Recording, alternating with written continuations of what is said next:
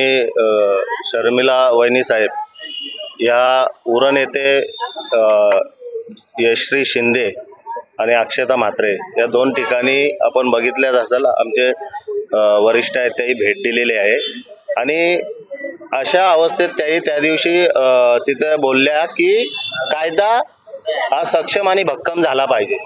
आता तुम्ही बघत असाल महाराष्ट्रभर असेल किंवा इतर तालुक्यामध्ये ग्रामीण भागामध्ये असेल की महिला असुरक्षित आहेत, तर सुरक्षित महिला व्हाव्या आणि अशा या परप्रांतातून येणारे जे आरामखोर आहेत यांना कुठंतरी त्या एक चपराक बसायला पाहिजे।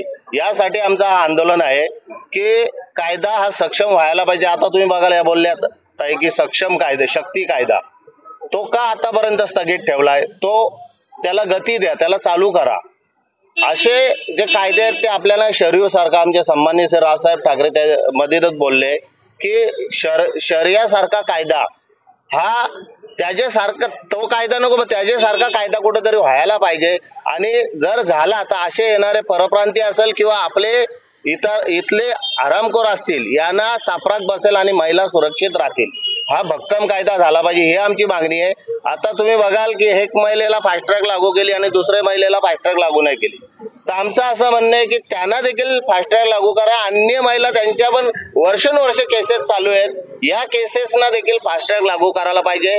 तिथे कुठेतरी असे गुन्हेगारांना चापराक बसेल आणि होणाऱ्या अत्याचारांना एक जांप लागेल की कुठेतरी हे अत्याचार कोणी करण्याविषयी किंवा कोण करायला बघेल तर ते करणार नाही। हा वरिष्ठ पोलीस सर्व महाराष्ट्र पोलिसाची एक धाक बसली पाहिजे। महाराष्ट्र पहिले हा शांततेने आम्ही निवेदन देणार आहे तहसीलदार साहेबांना, ते वरती मंत्रालयापासून ते पोहोचवणार आहेत।